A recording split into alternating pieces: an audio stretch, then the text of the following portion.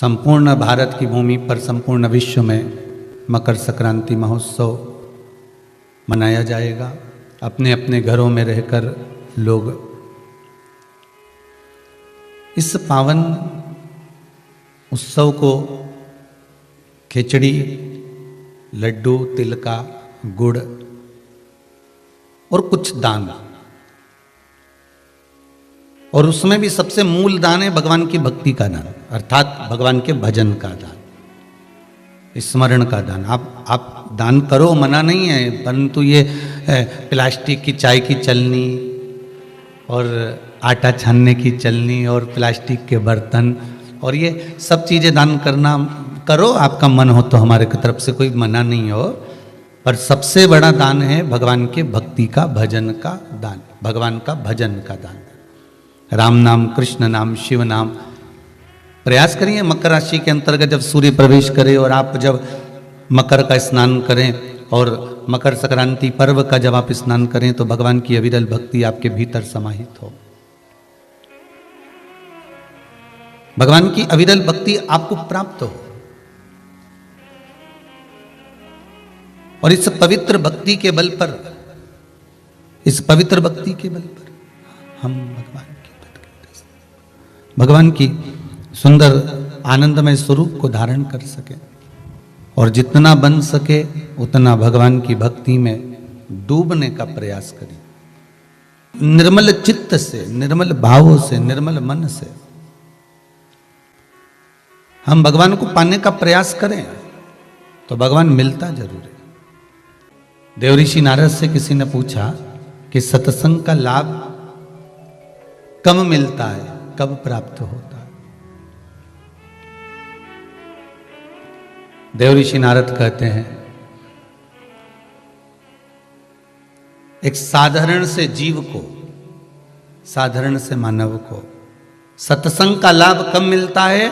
तो कहा जिस समय जीव के प्राण छूटते हैं और प्राण छूटने के बाद जीव जब इस आत्मा को, इस जीवात्मा को जब बंदी बनाकर लेकर जाया जाता है, तब जो तुमने सत्संग किया होता है, संकीर्तन किया होता है, नाम जाप किया होता है, जहाँ बैठकर तुमने कथा का स्मरण किया होता है, जहाँ चाहे घर में सुन रहे हो, परिवार में सुन रहे हो, कुटुंब में सुन रहे हो, मंदिर में सुन रहे हो, तीर्थ में सुन रहे हो, चाहे तुम कहीं अन्य जगह पर जाकर श्रवण कर रहे हो, चाहे घर के अंदर बैठकर कथा सुन रहे हो, तो वो तुम्हारा जो सत्संग का समय होता है, उस समय की गणना कर कर जैसा तुमने सत्संग करा होता है, जब जीवात्मा जाती है तो वो सत्संग करा हुआ तुम्हारे आगे आगे चलता है और वो समय की गणना को मानते हुए भगवत भजन करते हुए चले जाता है।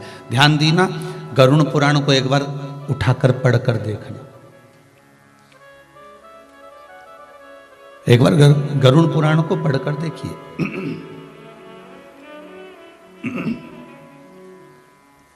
एक बार मौका मिले तो गरुड़ पुराण को पढ़िएगा और गरुड़ पुराण को पढ़कर देखोगे तो उसमें समय लिखा हुआ है। जीवात्मा को पहुंचने में यहाँ से इतना समय लगा, फिर वहां पहुंची, वहां से इतना समय लगा, फिर वहां से वहां पहुंची, इतना समय लगा, फिर इतने इतने नरकों का भोग भोगना पड़ा, फिर इस जगह पर वो जीवात्मा जाती है, फिर इस जगह पर पहुंचती है। इतने दिन का प्रोसेस, इतने दिन का समय, इतने समय, इतना पल, इतनी घड़ी, इतना समय उस जीव को लगा वहां तक पहुंचने में। शिव महापुराण की कथा भी यही कहती है कि नरकों का कथन श्रीमद् भागवत में भी वर्णन किया गया, मत्स्य पुराण में भी कहा गया, महाराज लिंग पुराण में भी वर्णन आता है। तो जैसा नरकों का कथन कहा गया कि जीवात्मा चलते चलते चलते चलते इतना इतना समय इसको लगा और इतना इतना भोग, ये भोग ही है। तो ये समय जो जीवात्मा को भोगने में लगता है, जितना समय इसको पहुंचने में लगता है, शिव महापुराण की कथा कहती है। नारद पुराण में श्री नारद जी महाराज वर्णन करते हैं कि आप जितनी देर बैठकर कथा श्रवण करते हो, जितनी देर आप टीवी के सामने बैठकर भगवान की कथा सुन रहे हो, आस्था चैनल पर या मोबाइल पर या किसी भी रूप में आप जितनी देर बैठकर कथा सुन रहे हो, उसकी गणना, उस समय की गणना, उस समय को लिख कर रख लेना कि इतने घंटे आपने कथा सुनी है, इतने समय सुनी, 2 साल मैंने इतने इतने समय पर कथा सुनी, 5 साल मैंने इतने इतने समय पर कथा सुनी, 3 साल मैंने इतने इतने समय पर कथा सुनी। वो समय की गणना एकाग्रित करी जाती है और उसमें से भी निकाला जाता है वो समय कि कथा सुनने तो बैठे हो पर आपका मन कितनी देर कथा में लगा है, फिर वो निकाला जाता है। और वो निकालकर जब इस जीव को लेकर जाते हैं तब उस जीव को भोगने का जो समय होता है, बेकार कहीं नरक भोगने का समय होता है, उस नरक भोगने के समय पर जीव को कह दिया जाता है कि इसने इतने साल से कथा सुनी, उस कथा में से इतना पल, इतनी घड़ी, इतना समय इसने भगवान की सत्संग में इस मन को लगाया था, इसलिए इसको इतनी देर के लिए नरक से मुक्त कर दिया जाए और इसको सत्संग की ओर भेज दिया जाए। वहां से उठाकर उसे सत्संग की ओर भेज दो।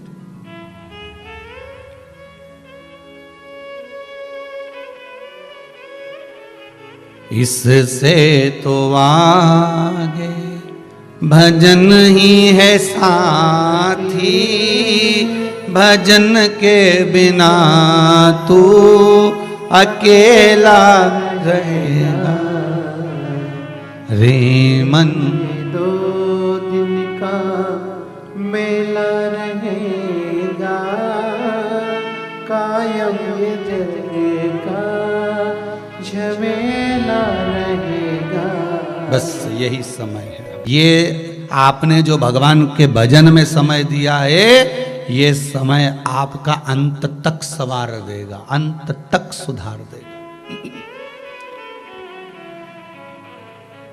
वो गीता जी में भगवान नहीं कहे तू मेरे लिए खर्च कर कर देख, मैं कुबेर का खजाना ना खोलूं तो कहना, तू मेरे पथ पर आकर देख, तेरे दरवाजे पर खड़ा ना मिल जाऊं तो कहना, तू मेरे द्वार तो आ, तेरे द्वार पर मैं भी खड़ा मिलूंगा, मैं भी वहां मिल जाऊंगा।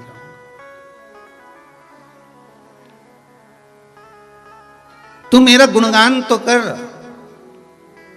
भगवान कह रहे हैं गीता जी में, तू मेरा गुणगान तो कर, तेरा गुणगान सारे संसार में ना करा दूं तो कहना। मीरा ने भगवान का गुणगान करा तो मीरा का गुणगान आज तक चल रहा है। बोलो चल रहा है कि नहीं चल रहा है? आज तक। नामदेव जी ने गुणगान करा भगवान का तो गुणगान नामदेव जी का आज तक चल रहा है। रामकृष्ण परमहंस जी ने करा, चैतन्य महाप्रभु जी ने करा, श्रीमद वल्लभाचार्य जी ने करा, श्रीमद रामानुचार्य जी महाराज ने करा। ये जितने जितने साधु सन्यासी तपस्वी साधक उपासक संत महात्मा जितने जितने हुए, इन्होंने जो भगवान का भजन करा है, जो गुणगान करा है, वो गुणगान उन्होंने करा पर नाम उनका आज तक चल रहा है, नाम आज तक चल रहा है। और एक बात बहुत ध्यान में रखिएगा महाराज, हमें भगवान की भक्ति का दिखावा नहीं करना है और भगवान की भक्ति में से हमको कुछ चोरना भी नहीं है। हमें तो हमारी खुद की भक्ति भगवान को देना।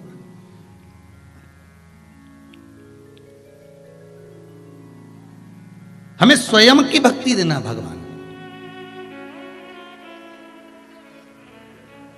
पहले जब तक आपने शिव महापुराण की कथा नहीं सुनी थी तब तक तो आप शंकर जी के मंदिर जाते थे। बोलो जाते थे कि नहीं जाते थे? भगवान की पूजन भी करते थे, पर आपने दिल से क्या करा? शिव मंदिर में जाकर, शंकर जी के मंदिर में जाकर अपने दिल से एक काम करा कि आपने कथा में से सुना था कि मंदिर में सफाई करना है, मंदिर को साफ करना है, क्लीन करना है, मंदिर में झाड़ू लगा देना है, पोछा लगा देना है और जो निर्माल्य पड़ा हुआ है उसको विसर्जन कर देना है। हमें मंदिर में भगवान का स्नान करा देना है, हमें मंदिर की देख रेख करना है। ये केवल पुजारी नहीं करेगा, केवल पंडित नहीं करेगा, केवल ब्राह्मण नहीं करेगा, हमको भी करना है भगवान शंकर की। अब आपने यह जब दिल से करा, अब दिल से करना बहुत बहुत ध्यान देना महाराज। व्यक्ति जब पाठ करने बैठता है ना तो वो बैठता जरूर है, जय हनुमान ज्ञान। अब उसने बीड़ा उठाया, क्या बीड़ा उठाया कि मैं 51 पाठ करूंगा, और आप सब जितने लोग कथा सुन रहे हो आस्था चैनल पर, जितने कथा सुन रहे हो मोबाइल पर, आप भी एक बार बीड़ा उठा कर देखना। और आप में से कई लोग होंगे जिन्होंने ऐसा बीड़ा उठाया होगा, मैं 21 पाठ करूंगा, मैं 11 पाठ करूंगा, मैं 51 पाठ करूंगा, मैं 15 पाठ करूंगा, मैं 7 पाठ करूंगा, मैं 5 पाठ करूंगा। और जिसने बीड़ा उठाया पाठ करने का कि मैं इतने करूंगा, 1 पाठ तक तो उसका मन भगवान में लगा, 2 पाठ तक भी मन भगवान में लगा, 3रा पाठ तक भी मन भगवान में लगा, और 4थे 5वें पाठ से फिर मन अब ये सोच रहा है कि जल्दी से हो जाए, अभी तक 3 ही हुए, अभी तक 4 ही हुए, 21 करना है, ये करना है। अब मन विचलित हो रहा है।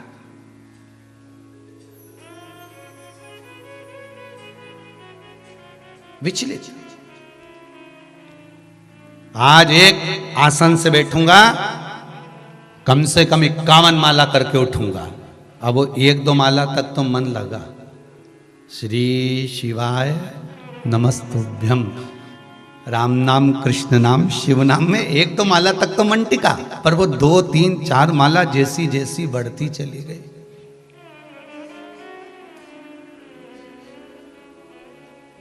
अब कहीं पाँव बदले, कहीं हाथ बदले, कहीं चाय पीता वाला का देखे, कहीं भोजन करता वाला के देखे, अब वो माला चित्त नहीं था।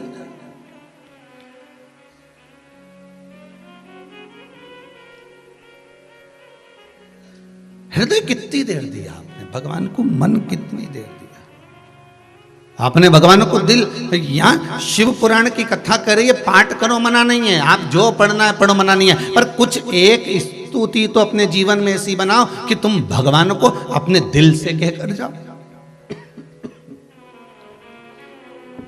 दिल से कहकर जाइए, ऐसी कोई स्तुति तो बने। महाराज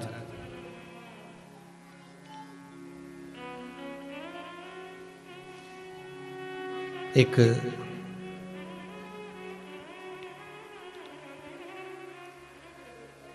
भक्त शंकर जी के मंदिर में पहुंचा,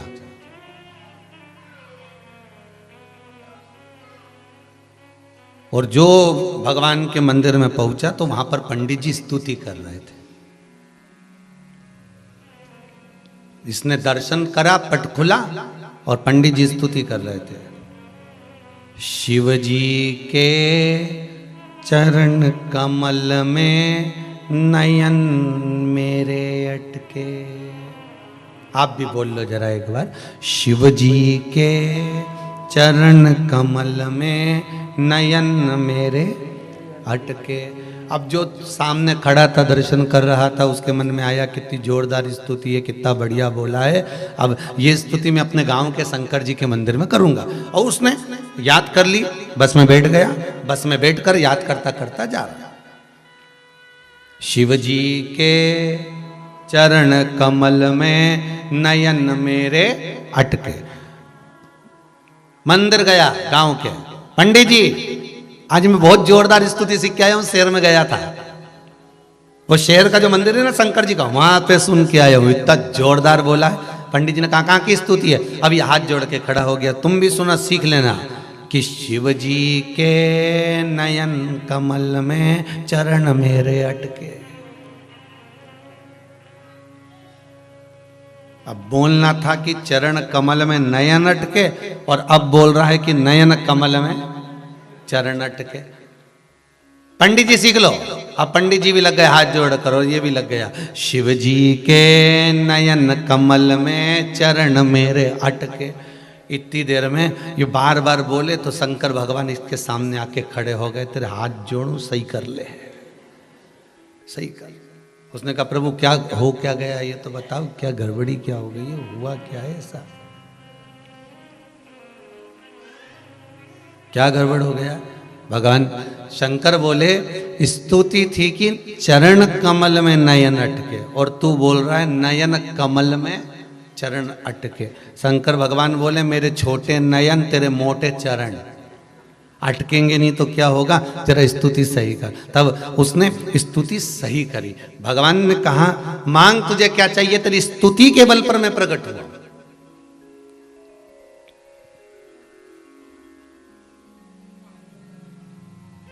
मैं तेरी स्तुति के बल पर प्रकट हूं।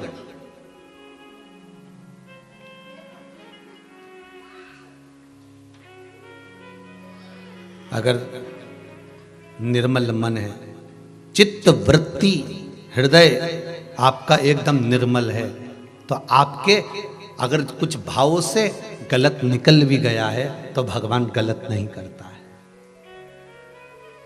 अगर मन भक्ति निर्मल है फिर भगवान गलत नहीं करेगा। अब भगवान कहते हैं मांग तुझे क्या चाहिए। भगवान कह रहे हैं तुझे क्या चाहिए मांग ले, क्या दूं मैं तुझको बोल। भक्त हाथ जोड़कर भगवान से कहता है बस इतना वर दे दीजिए, जैसे मैंने आड़े टेढ़ी गाई और आपने दर्शन दे दिया। संसार का लोग अगर आपकी आड़ी टेढ़ी भी स्तुति करे तो आप दर्शन जरूर दे देना, बस इतनी कृपा कर दीजिए, बहुत है उतना। भगवान कभी नहीं देखता कि आपने क्या बोला, भगवान तो ये देखता है कि तेरा दिल कितना क्लीन है, हृदय कितना साफ है। वही बात अगर स्तुति करना है तो दिल से करो। जैसे उस बालक ने कहा कि मैं बाबा से बोलकर गया था कि जो आपको अच्छा लगे, मेरे लिए जो ठीक हो वो आप करना।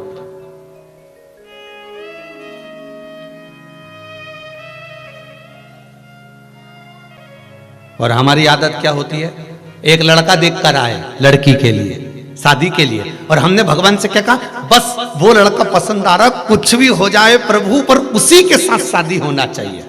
अब भगवान शंकर कह रहे हैं कि तेरे भाग्य में वहां मत ले, वहां शादी होगी तो दुखी रही, पर तेरे को मालूम ही नहीं ना, तू तो कह रही है कि मैं अपनी लड़की के लिए लड़का देख कर आई हूं, मैं वहां पर देख कर आई हूं। भगवान से प्रार्थना कर दी कि भगवान बस उसी के साथ में ब्याह होना चाहिए, उसी के साथ शादी होना चाहिए। भगवान पर प्रेशर पे प्रेशर, कहीं मालूम पड़े किसी से कह दिया कि तुम ऐसा करो कि उनसे शादी हो जाए, फिर किसी से कहा ऐसा कर दो कि उससे शादी हो जाए, मतलब तुम भगवान पर प्रेशर दे रहे हो। अब बार बार अगर ऊपर से प्रेशर आएगा तो भगवान शादी तो कर देगा, फिर भोग। भगवान ने कहा तेरे लिए वो संबंध ठीक नहीं है, पर तू जान करके करे तो बात दूसरी। और फिर निवेदन करूंगा, आपका मन करे कथा में सुनने के बाद आपका मन करे कि मंदिर जाना चाहिए तो जाओ। सियोर वाले महाराज का प्रेशर नहीं है कि तुम जबरदस्ती जाओ, और नहीं तो मालूम पड़े घर के लोग तुम्हें मार ठोक के मंदिर छोड़ जाए।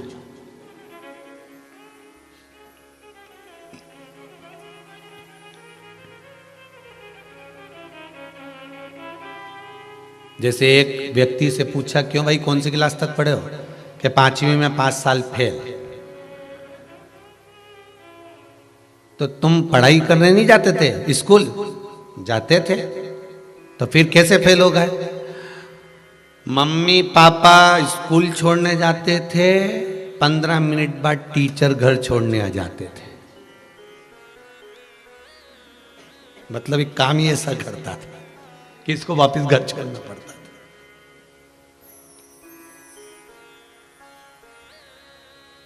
प्रेशर देकर किसी से पूजन नहीं करवाना। प्रेशर देकर कभी भगवान पर एक लोटा भी हमें पानी का नहीं चढ़वाना है। हमें तो केवल इतना सा कहना है कि तुम्हारे दिल अगर राजी करे, तुम्हारा मन अगर हो जाए तो तुम पशुपति व्रत करो, तुम्हारा मन हो जाए तो तुम शंकर जी पे एक लोटा पानी चढ़ाओ, तुम्हारा मन कर जाए तो तुम शंकर जी के मंदिर में दिया लगाओ, मन करे तो तुम भगवान की भक्ति करो।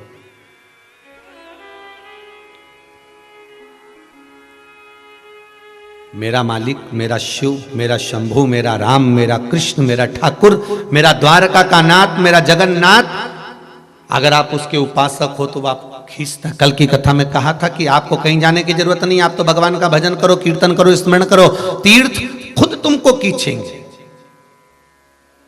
तीर्थ खुद तुमको खींचेंगे। जब व्यक्ति के पास में पैसा नहीं रहता तो कोई उसके पास आता है क्या?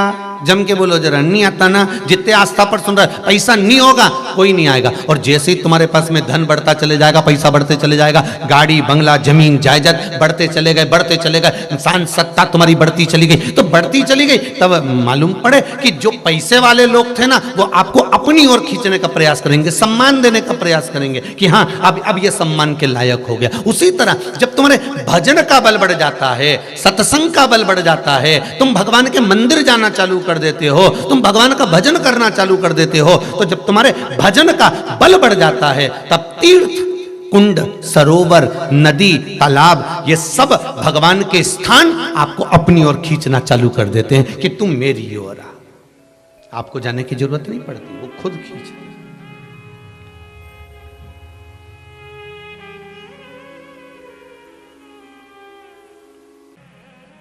क्या मिलता है? देवऋषि नारद से पूछा गया, सत्संग श्रवण करा हुआ जो समय।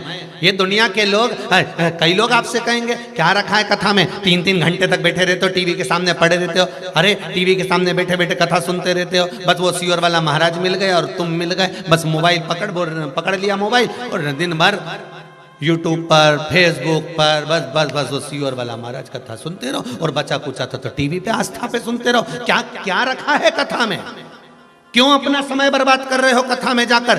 क्यों समय बर्बाद करते हो कथा सुनकर? तो उनको कह देना, ये समय बर्बाद नहीं करा है, ये समय को हमने मूल्यवान बनाने का प्रयास करा है। हाँ, अब उससे पूछो कि तू बोल रहा है कि कथा मत सुनो, तो हम क्या करें? वो भी बता दे, वो भी तो बताओ करना क्या है। तो क्या घर में काम करो तो करा ना, रोटी बनाई, पानी भरा, मटका मांजा और भांडा मांजा, झाड़ू लगाई, ये सब तो करा। तो क्यों और भी काम पड़ा है? ठंड पड़ रही है, सिलाई लेके बैठ जाओ, ऊन का स्वेटर। और बोल क्या करे? तो क्या स्वेटर तो घना पड़ा है मेरा बनाया हुआ, मैंने खूब बना लिया, और बोल क्या करना? तू बता दे जो करूं मैं, बोल।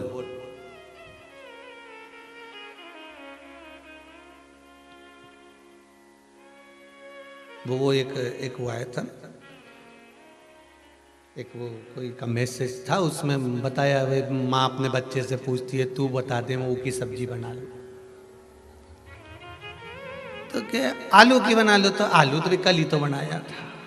तो तू बोले सो मैं बना दूं, तो क्या बैंगन की बना? बैंगन तो अभी सड़ा हुआ ही दिया है। तू बोले सो मैं बना दूं, तो क्या लौकी बना? लौकी अब थारा पिताजी के नहीं भाई। तो तू बोले सो मैं बना लूं, तो क्या गोभी बना लो? गोभी में कीड़ा पड़ी दिया है। तो तू बोले सो मैं बना लूं, तो क्या टिंडा बना लो? टिंडा तो रिया है, पर ऐसा बठाया सा आ रिया, खाने में मजा नहीं आया, स्वाद नहीं आया, अभी कटी। तू बोले सो मैं बना लूं, तो क्या भिंडी बना लो? तो क्या भिंडी तो बना लूं मैं, कीड़ा बहुत रेसा ही दिया, भिंडी भी कड़ली हो गई, नरम भिंडी रहे तो बनाने में मजा। तू बोले सो मैं बना लूं, तो छोरा बोला हमारा भाटा बना ही ले तू तो रहते, अब कहीं करो तू।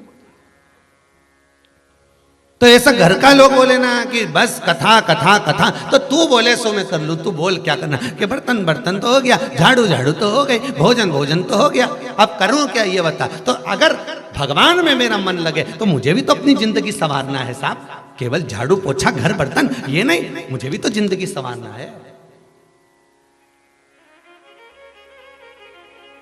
मुझे भी तो अपना जीवन संवारना है।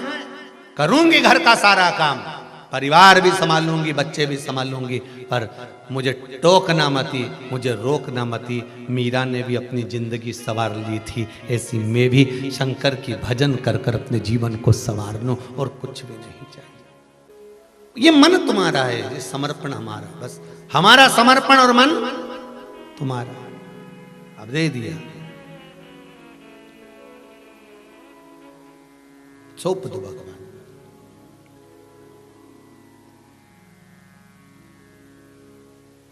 कल कथा में शंकर और पार्वती का विवाह हुआ। ऐसे ही हो गया है क्या? पार्वती जी ने कुछ करा ही नहीं, तब साधना कितनी प्रबल करी होगी माता पार्वती ने।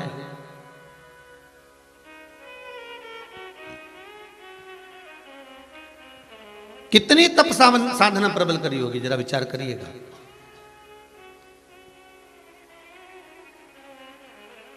महाराज पार्वती जी की बड़ी बहन गंगा, और गंगा ने सुन लिया था देवऋषि नारद के मुख से, अगर शंकर की भक्ति पार्वती करे और वो भक्ति करे तो शंकर इसको पति के रूप में मिले, और गंगा ने भी वो भक्ति चालू कर दी थी। अब देखिए जरा, जिस कंपटीशन एग्जाम में आप बैठ रहे हैं उसमें केवल आप अकेले स्टूडेंट नहीं हैं,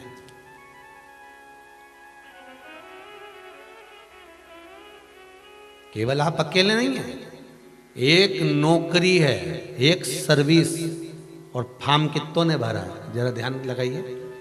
आप लोगों को तो अंदाजा होगा, एक नौकरी के लिए 2000 नौकरी के लिए 200 नौकरी के लिए 50,000 1-2 लाख फॉर्म आते हैं।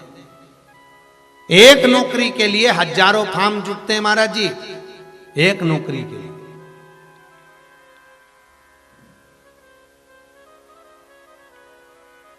शंकर अकेले और चाहने वाले 2, पार्वती मैया भी, गंगा मैया भी। अब देखना, गंगा जी ने भी तब कम नहीं करा, पार्वती जी ने भी तब कम नहीं करा, दोनों का तब बढ़ा। तुमने भी अच्छी पढ़ाई करी, उसने भी अच्छी पढ़ाई करी।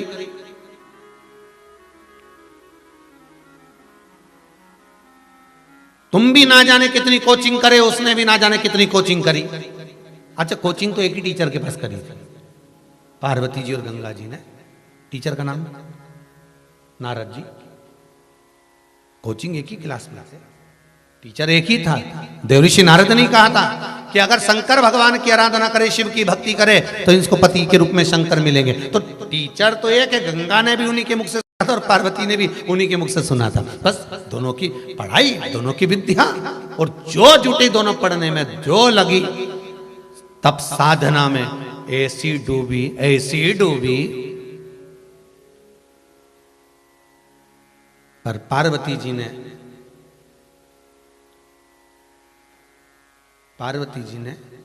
एक छोटा सा भाव प्रकट करा, अपनी सखी से कह दिया। मैंने सुना है कोई संत पर अगर 1 लोटा पानी डाल दिया जाए तो संत प्रसन्न होकर वर दे देते। गंगा जी ने सुन लिया और गंगा जी ने सुना और गंगा जी ने वही काम कर दिया। दुर्वासा बाबा पर पानी डाला और दुर्वासा बाबा क्रोध में आकर उन्होंने जल बनने का श्राप दे दिया। गंगा मैया, ये कथा आपको पहले कह चुके हैं, अपने को इस कथा के माध्यम से उस कुंड तक पहुंचना है जिस कुंड के पास गंगा जी का जल जाता है तो कुंड का पानी उछल जाता है। अपने को उस कुंड तक पहुंचना है इस कथा से, कि भारत की भूमि पर वो कौन सा कुंड है जिस कुंड के पास में गंगा जी का जल जाता है और कुंड का पानी उछल जाता है।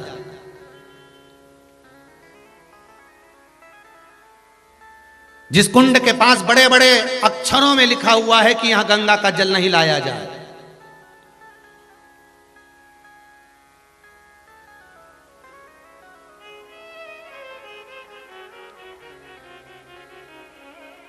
यह गंगा का जल ना लाया जाए।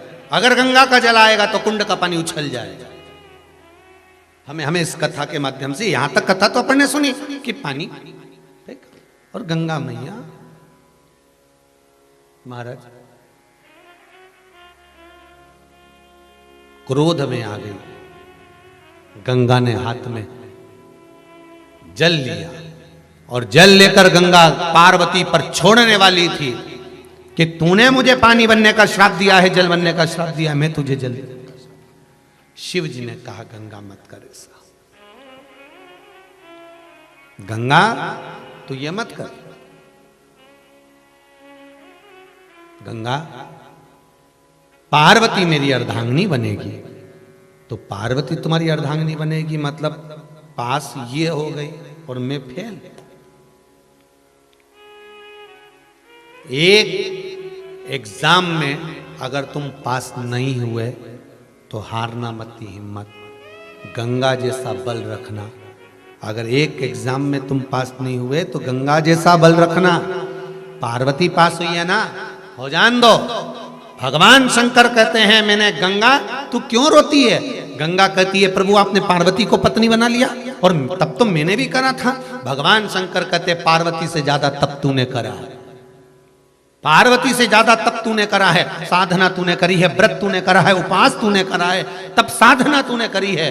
पर सुन, पार्वती को मैं अपने पास में बिठा सकता हूं, पर तेरी तप साधना के बल पर मैं तुझे पास नहीं बिठाना चाहता, अपने सिर पर बिठाना चाहता हूं। इसलिए मैं तुझे अपने मस्तक पर रखूंगा गंगा, तुझे अपने मस्तक पर रखूंगा, तेरी तप साधना के कारण, तेरे बल के कारण। अगर एक एग्जाम में पास नहीं हुए, एक एग्जाम में कोई दूसरा पास हो गया और तुम्हें लगा कि बताओ अब लोगों के मन में भाव उत्पन्न हो जाता है, एग्जाम में वो पास हो गया, उसने पैसा ज्यादा दे दिया होगा, उसने कहीं कुछ कर दिया होगा, ऐसा कर दिया होगा, वैसा कर दिया होगा। हमें नहीं सोचना, हमें तो ये सोचना है कि भगवान ने हमारे को पास क्यों नहीं करा। मतलब भगवान चाहता है कि इससे जोरदार तेरे लिए छाट कर रखा है। पार्वती तो पास में बैठेगी और गंगा तू मस्तक पर बैठेगी। कुछ भगवान अच्छा छाटा है।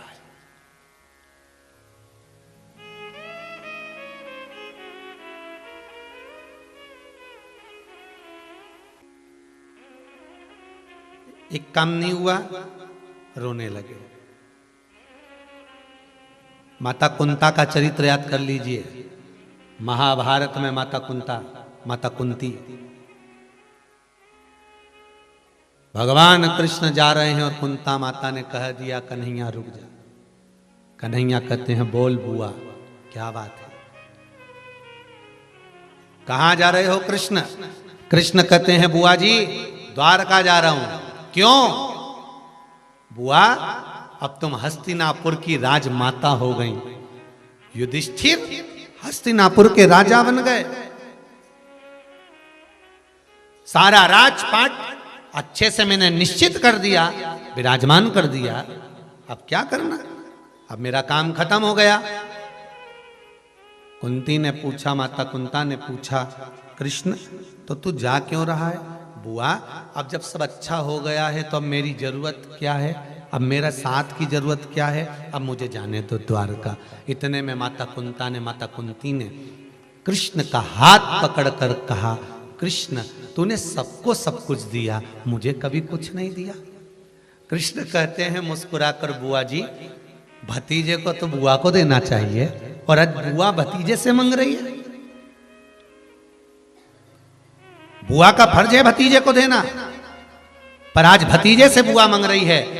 क्या मांगना चाहती हो बुआ?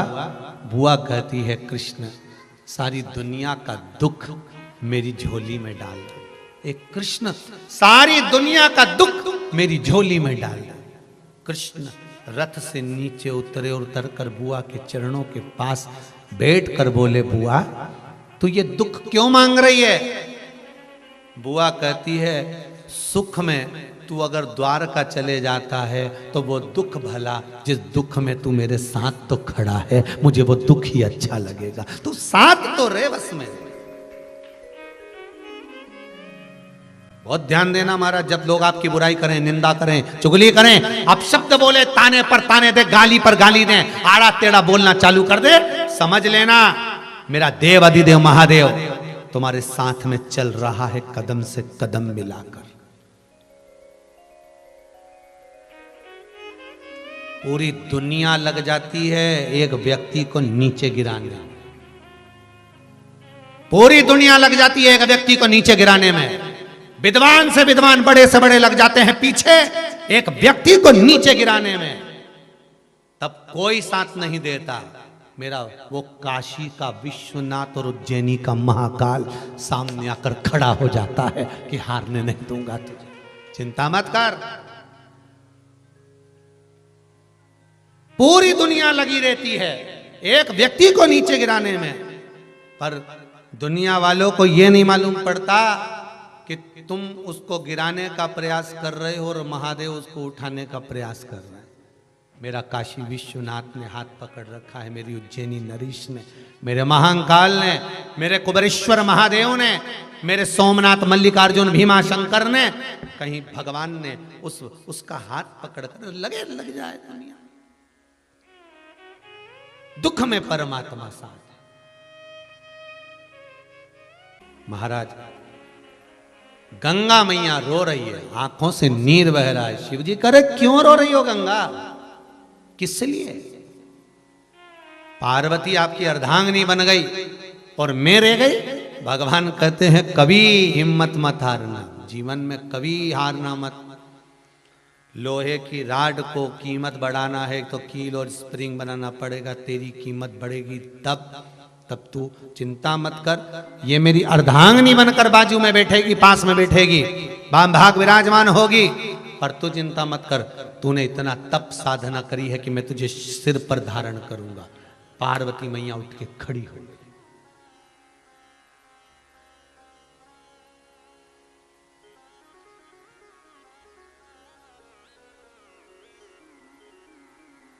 पार्वती मैया उठकर खड़ी, और जैसे ही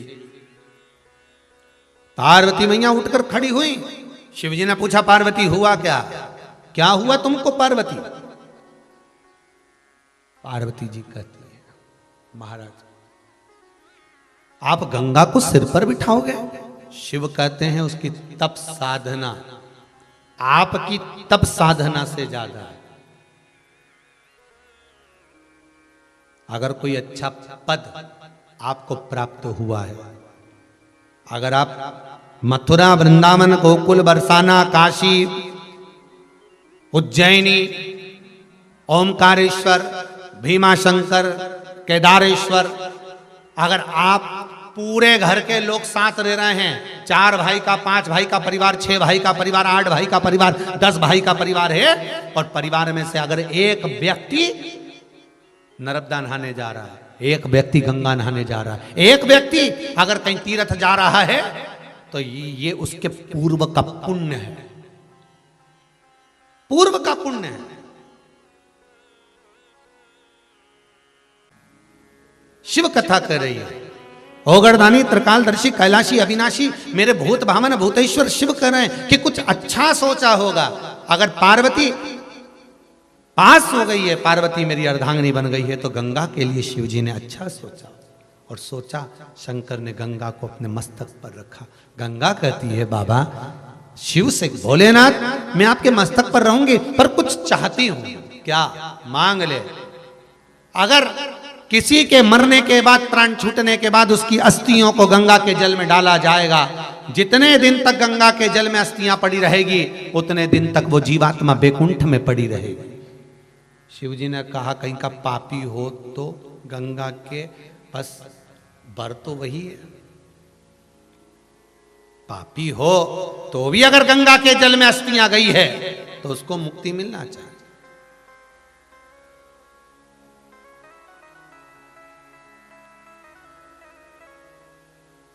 कहते हैं विष्णु पुराण कल्याण का गंगा अंग, भागीरथी गंगा अंग में लिखा है, एक बार गंगा में अगर डुबकी लगा ली है हृदय से, मन से, एक बार अगर गंगा में डुबकी लगा ली है मन से, हृदय से, चित्त से, तो कहते हैं जब तक व्यक्ति के प्राण छूटते हैं तब तक वो गंगा का जल उसके शरीर से लगा ही रहता है, वो अंतिम बिंदु तक लगा रहता है। मरने के बाद घर के लोग लोटा में भर के ले जाएं, खास खास अस्थियों को, कोई पूरी तो अस्थि ले ही नहीं जा सकती, इतनी सारी कौन ले जाए, तो वो अम्मा के दांत, उंगली, एक आध खोपड़िया, ऐसी 4, 6, 8 अस्थियां ढूंढ के झोली में भर के फिर लेके जाए गंगा।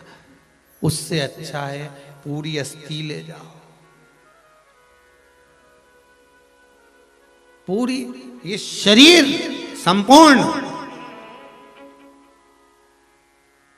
जीते जी गंगा का स्नान हो जाए। और आप लोगों को बड़ी साधुवाद था, धन्यवाद। ये मान सरोवर शिव महापुराण की कथा सुन रहे हो, मान सरोवर शिव पुराण की कथा है। इस साधारण मानसरोवर में तो वहां चीन पहुंचोगे कम नहाओगे, पर यह पक्का है कि मानसरोवर शिव महापुराण की कथा सुन रहे हो। जिन जिन कुंडों का, जिन जिन नदियों का, जिन जिन तालाबों का, जिन जिन सरोवरों का नाम लिया जा रहा है, समझ लो उस सरोवर में तुम स्नान कर रहे हो बैठकर, और पूरा मकर का स्नान आप उसी सरोवर में करते जा रहे हो। मकर संक्रांति तुम्हारी 4-5 दिन से चालू हो गई। वैसे तो 5 दिन पहले से तुमने लड्डू खाना भी चालू कर दिया होगा, ऐसा नहीं कि मकर संक्रांति पे ही खाओगे। दिल्ली की गजक तो ना जाने कितनी बार निपटा गए अभी तक। तो ये तुम वो चालू हो गया स्नान मकर का। अब जितने लोग भी आस्था चैनल पर कथा सुन रहे हो, मोबाइल पर सुन रहे हो, तो वो भी कह सकते हैं। कोई पूछे क्यों कहाँ गई थी, तो कहना आज गंगा नहा रही थी। इससे पहले कुंडेश्वर महादेव, उसके पहले धन्वंतरी को, फिर ज्ञानवापी कहते ना आज खूब नहाई सा गंगा, सिर पर मस्तक पर शिवजी के बैठी। पार्वती को क्रोध आ गया, क्रोध आया और पार्वती मैया क्रोध में आकर आंख से अश्रु गिराती हुई फिर तप में लीन हो, फिर तप साधना करने लगी। अब जैसे ही तप साधना में डूबी, जैसी तप साधना में डूबती हैं, हिमालय बाबा का आगमन हुआ। हिमालय राज जी आए।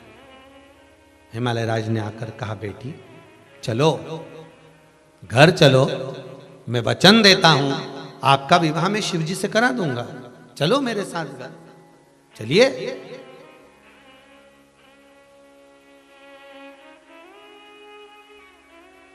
पार्वती मैया ने डबल से एक स्थान पर बैठकर जब तप किया, पार्वती के उस तप करने से शरीर से बिंदु प्रकट हुआ। उस बिंदु से एक कुंड प्रकट हुआ जिसका नाम गौरी कुंड हुआ। कौन सा कुंड है? गौरी कुंड। ये वो गौरी कुंड नहीं है जो केदारनाथ जी जाते हैं। पार्वती जी ने तप कहां करा था? हिमालय राज का जहां राज्य क्षेत्र था, और हिमालय राज के राज्य क्षेत्र में जहां मैनावती अपने क्षेत्र में निवास करती थी, उसके मध्य में नाना और पिता का घर, नाना और दादा के घर के मध्य में हिमालय राज के उस हिमाचल प्रदेश के सुंदर आनंद में गौरी कुंड, एक गौरी कुंड आता है। केदारनाथ जी जाते हैं तो नीचे पड़ता है गौरी कुंड, उसके बाद में केदारनाथ जी की यात्रा होती है, वो उत्तराखंड में। एक हिमाचल प्रदेश में गौरी कुंड है। जब हम मणि महेश जाते हैं तब पड़ता है। कहाँ जाते हैं? मणि महेश। वैसे तो उम्मीद है जितने लोग आस्था पर कथा सुन रहे हैं उनमें से कई लोग मणि महेश होकर आए होंगे, और जितने हरियाणा पंजाब दिल्ली वाले क्षेत्र के लोग होंगे वो तो कई बार होकर आए होंगे। मणि महेश चीन के अंदर, चाइना के अंतर्गत हमारा कैलाश अधिपति विराजमान, और कैलाश अधिपति जो वहां नहीं जा पाता, वही शंकर का बिल्कुल कैलाश अधिपति जैसा ही स्वरूप, बिल्कुल कैलाश जैसा मणि महेश है।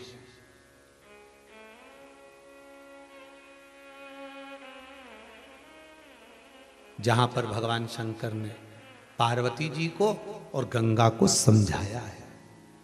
देखो पार्वती मैया और गंगा जी को जहां पर भगवान शिव प्रकट होकर समझा रहे हैं कि मैंने तुम्हें वर दिया कि तुम मेरे बाजू में विराजमान होगी, तुम मेरी अर्धांगिनी बनोगी, और गंगा तुम मेरे मस्तक पर, जहां दोनों को समझाया गया पर एक रुष्ट हो गई, वो पार्वती पापिस तप करने बैठे, वो गौरी कुंड है।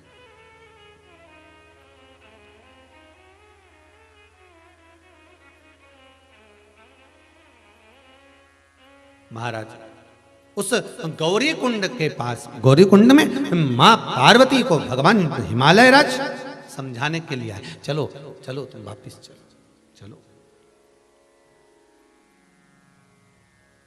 एक गौरी कुंड वहां भी है केदारनाथ जी के पास, उसका भी महत्व है महाराज।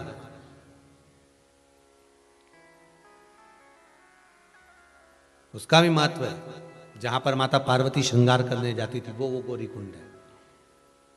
उस गौरी कुंड में पुरुष, स्त्री, बच्चे, बूढ़े सब नहा सकते हैं, पर इस गौरी कुंड में केवल स्त्री स्नान कर सकती है, पुरुष उसमें पांव नहीं रख सकता।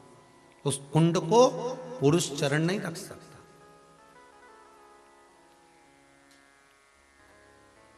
जो मणि महेश के पास में गौरी कुंड है, जहां से मणि महेश मात्र 1 किलोमीटर 6 किलोमीटर की दूरी पर 1 या 5 किलोमीटर के अंतर्गत मणि महेश रह जाते होंगे वहां से, ज्यादा से ज्यादा। शास्त्रों में तो कुछ दूरी लिखी है, कुछ दूरी, तो अपन ये मान के चलो कि कुछ दूरी में ज्यादा से ज्यादा 4 किलोमीटर 2 किलोमीटर 5 किलोमीटर 1 किलोमीटर होगा। अब उसको अगर कहीं देखेंगे, उस पर सर्च करेंगे, क्या बोलते हैं उसको, नेट पे, तो पता करेंगे कि ये गौरी कुंड कहाँ और गौरी कुंड से मणि महेश कितनी दूर, तो वो निकालेंगे बाद में, सोचेंगे।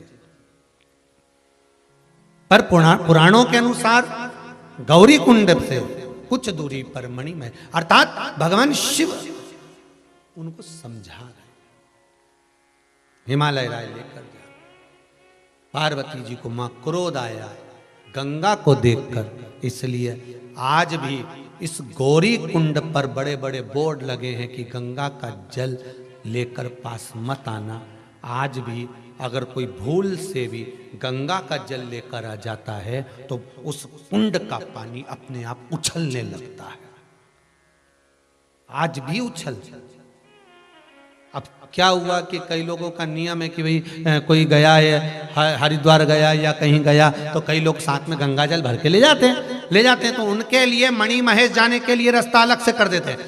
कई दूरों से, कम से कम 2-2, 4-4, 5-5 किलोमीटर दूरी से एक रास्ता अलग से निकाल दिया जाता है कि आप मणि महेश दर्शन करने जाओ, गंगा जल लेकर जाओ, मना नहीं, पर गौरी कुंड के पास में नहीं आओगे, क्योंकि ये गौरी कुंड, इस गौरी कुंड के पास जल आया गंगा का, और गंगा का जल आते ही ये उछल पड़ेगा, पार्वती का क्रोध उछल जाएगा।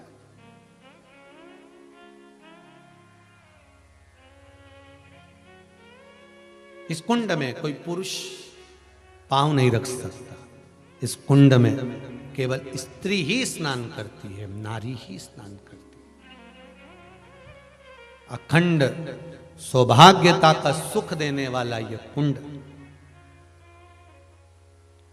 मणि महेश की साक्षी में गंगा और पार्वती का आनंद सुख प्रदान करता है। कहते हैं जो आप लोग कभी मौका मिले, जब लोग आप लोग अपना अपना ये कहीं कहीं जाते हो ना, क्या बहुत टूर बनाते हो घूमने फिरने का, तो हम तो आप लोगों से कहेंगे ये फालतू फालतू जगह जाते रहते हो, गोवा फुआ क्या रखा माँ, जबरदस्ती घूमने के लिए अड़चड़ी जगह जाओ तो ऐसी जगह जाओ जहां शास्त्र वर्णन कर रहा है, जहां देखने लायक दर्शनीय आनंद सुख चीजें हो, जहां मेरा महादेव विराजमान हो, देव अधिदेव महादेव जहां विराजमान हो, जहां शिव ने कुछ लीला करी हो, ऐसी भूमि पर जाओ। ऐसी भूमि पर जब जाएंगे तो हमको जो आनंद की अनुभूति होगी, तेज मिलेगा, आनंद मिलेगा, वो हमारे जीवन को संवार देगा, हमारी ग्रहदशा को सुधार देगा। और मालूम पड़े ऐसी फालतू जगह चले जाओ तो और ग्रहदशा बेकार हो जाए तुम्हारी, अच्छे खासे थे, लौट के आए तो ग्रहदशा ही बिगड़ गई। क्या करें ऐसी जगह जाकर।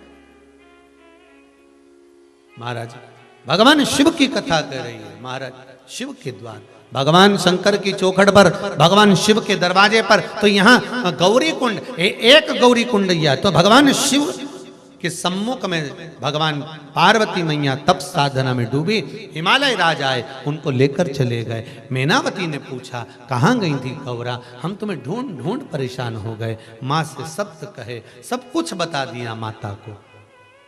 बहुत ध्यान दीजिए महाराज, मेरा बेटा और बेटी से निवेदन है, अपने हृदय में क्या चल रहा है अपने माता पिता से कभी मत छुपाओ, बता दो।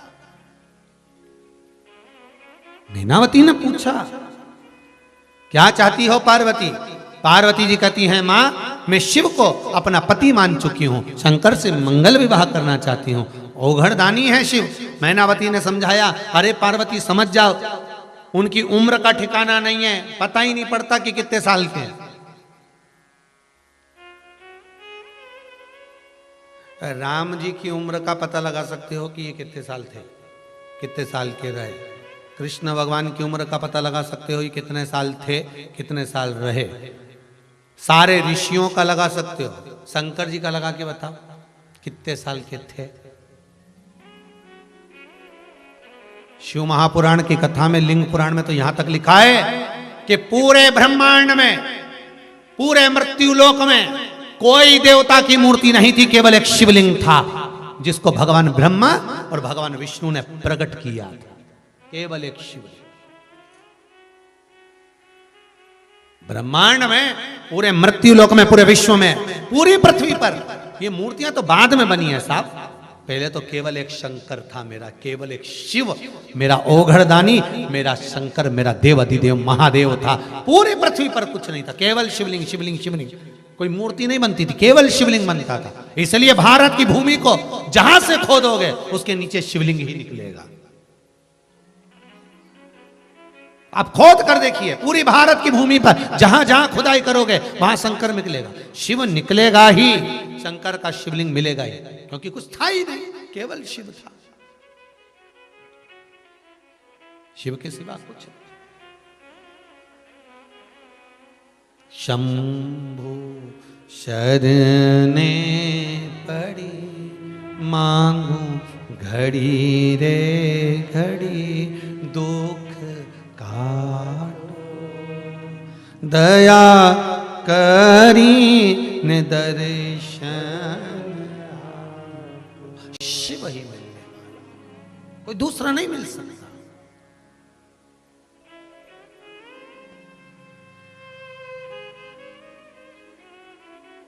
केवल एक शंभु, केवल एक शंकर।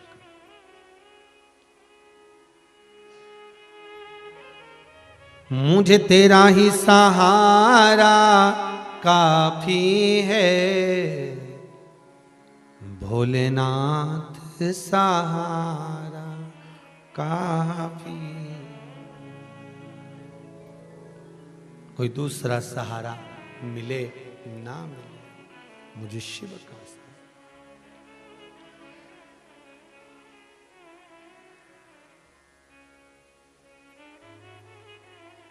तेरी शरण भोले, तेरी शरण, तेरी शरण भोले, तेरी शरण, तेरी शरण भोले, तेरी शरण। आओ से गाइए, तेरी शरण भोले, तेरी शरण, तेरी शरण भोले, तेरी शरण।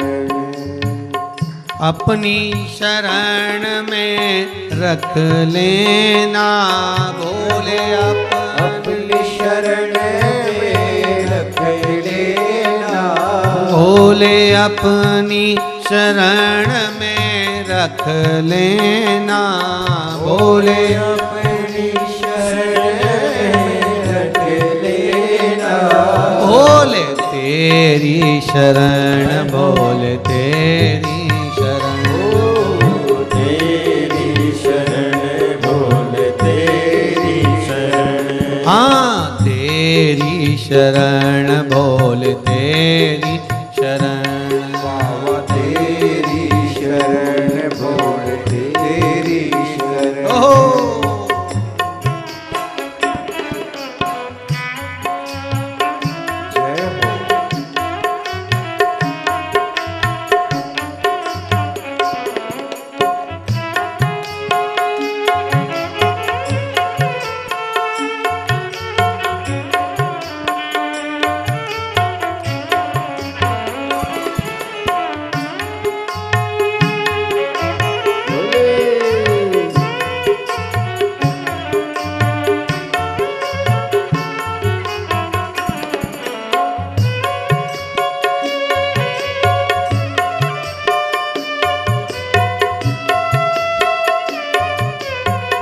जय हो।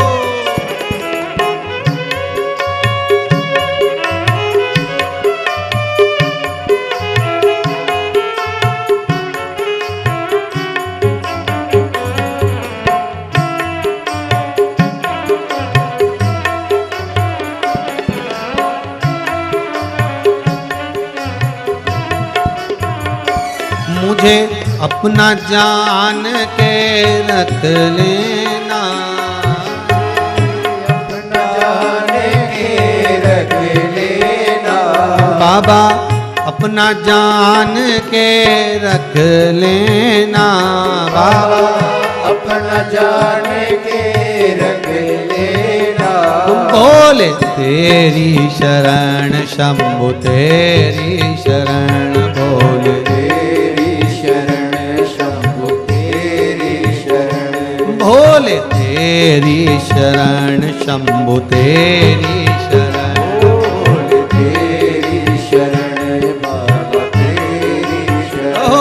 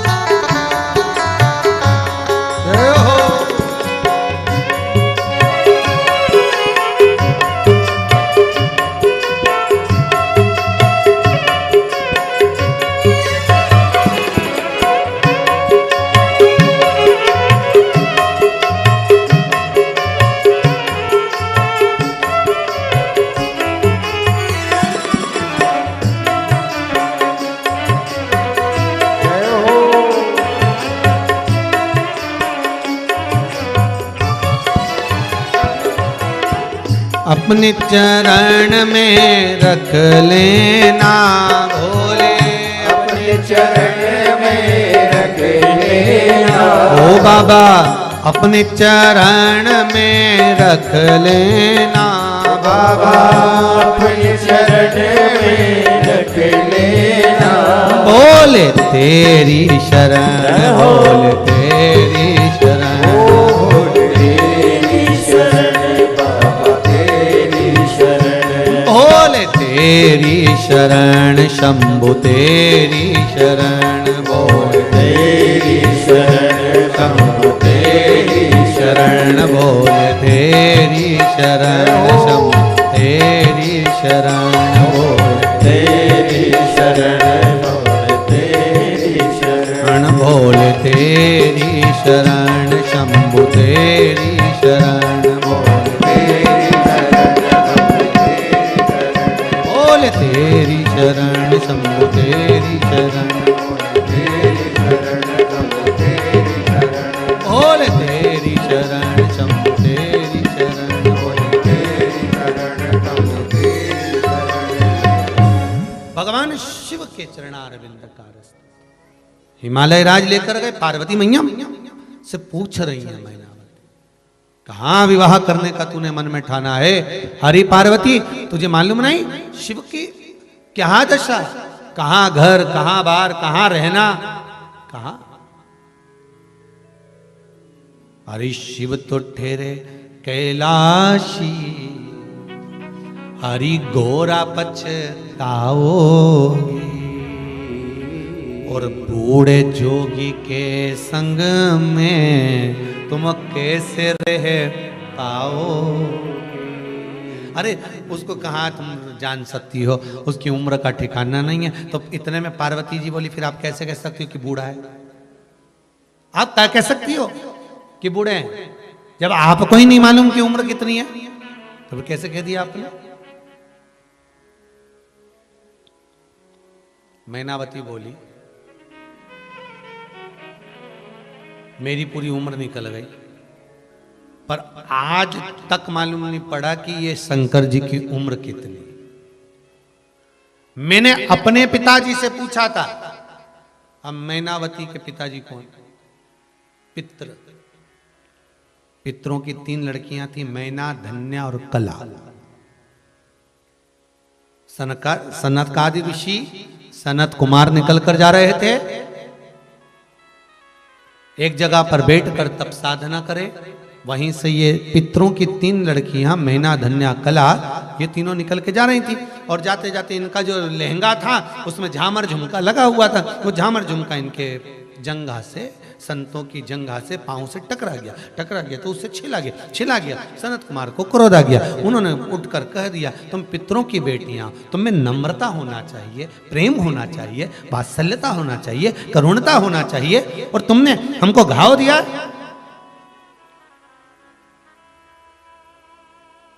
हम श्राप देते हैं तुम तीनों को, पितृलोक छोड़कर मृत्यु लोक में जाओ। तो मैना, धन्या, सुनैना बनी, कला, कीर्ति बनी, तीनों चरण पकड़ लिए सनकादि ऋषियों के। क्षमा करो, क्षमा करो, क्षमा करो। संत होते, गुरुजन होते, साधु, गुरु, सन्यासी, तपस्वी, साधक, उपासक, ब्राह्मण जन, ये जितने साधु, सन्यासी, तपस्वी, साधक जो होते हैं ना, ये श्राप भी दे देते, गुस्सा भी करते और नम्र भी हो जाते। ठीक है, तुम तीनों की गोद में 3 देवियां खेलेंगी, जगत का कल्याण करेंगी। मैना की गोद में पार्वती जी, धन्या सुनैना बनेगी जिनकी गोद में सीता जी, कला कीर्ति बनेगी जिनकी गोद में राधा जी खेलेंगे। ये तीनों को वर दे दिया, ये तीनों तुम्हारा उद्धार कर देंगे।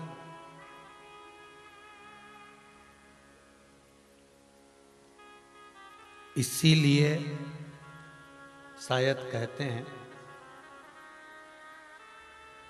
स्कंद पुराण के माहेश्वर खंड में वर्णन आता है, 23वें अध्याय में लिखा है कि एक बेटी 10 बेटों के बराबर होती है। स्कंद पुराण के माहेश्वर खंड में लिखा है। एक बेटी 10 बेटों के बराबर होती है। अब अंदाजा लगाइए, मैनावती मृत्यु लोक में आई, उनके घर में पार्वती जी का जन्म हुआ, पार्वती शिव जी को बिहाई। तो विचार करना, उस मैनावती ने अपने कुल को तारा के नहीं चारा, मायके का भी तार दिया और ससुराल का भी तार दिया। आज अगर ये तीनों शर्मा परिवार, गुप्ता परिवार, मंगल परिवार कथा करा रहे हैं और अर्धांगनियां इनके पास में बैठी हैं, धर्मपत्नियां बैठी हैं, तो ये केवल एक ससुराल का कुल नहीं तार रही हैं। अगर ये कथा श्रवण कर रही हैं और माताएं जितनी इस भारत की भूमि पर, जितने लोग चाहे भारत की भूमि पर सुने, देश में सुने, विदेश में सुने, जहां बैठकर माताएं अगर इस शिव महापुराण की कथा को सुन रही हैं और माताएं अगर भगवान का भजन कर रही हैं, तो वो एक कुल को नहीं तार रही, वो एक कुल को नहीं तार रही, वो दोनों कुल को तार रही, दोनों कुल को, मायके का भी, ससुराल। एक बेटी 10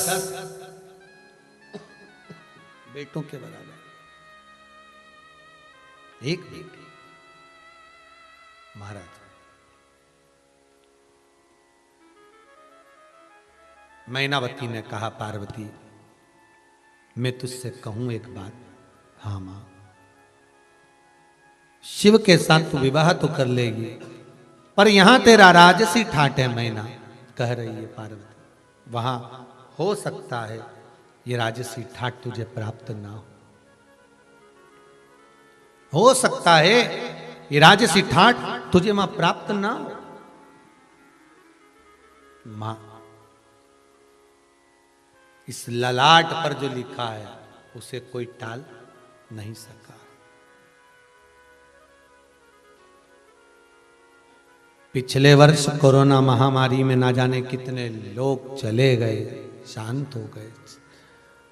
उनके यहाँ से कोई आता है तो कहते हैं, गुरुजी हमने कौन सा पाप करा था, हमने तो किसी का बुरा नहीं करा, फिर क्यों इनका साथ छूट गया, क्या हो गया था ऐसा गुरुदेव, ऐसा क्यों हो गया, ऐसा किस कारण हो गया।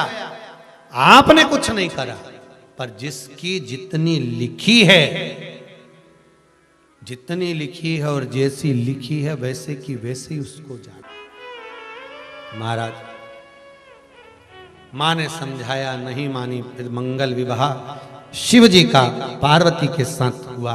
माता पार्वती कि आनंद भाव के बाद जब कैलाश पर पहुंची हैं, देखो पार्वती और शिव जी के विवाह के उस क्रम में भी एक कुंड का निर्माण हुआ है, नहीं 5 कुंड का निर्माण हुआ है। वो कथा भी बड़ी विस्तार से है, उस कथा को कल लेंगे। और कल मकर संक्रांति का भाव भी रहेगा, श्रवण करेंगे तिल्ली की महत्वता और उस तिल के साथ में दान की महत्वता। और बाबा ने कृपा करी है, विश्वनाथ शंभू ने आपको भी इस पावन मकर संक्रांति के अवसर पर शिव महापुराण की कथा श्रवण कर रहे हो। खूब दोनों हाथों से दान पुण्य संकीर्तन भजन कीर्तन करो, जिससे बाबा आपको हर तरह से बचा कर रखे जीवन में और सुख का अनुभव कराए। माता पार्वती के तन के उपटन से एक पुतला बनाया, उस पुतले से श्री गणेश जी महाराज का निर्माण किया है। श्री गणेश जी महाराज प्रकट होते हैं, श्री गणेश जी महाराज पधार रहे हैं। जोरदार ताली बजाकर श्री गणेश जी महाराज का स्वागत कर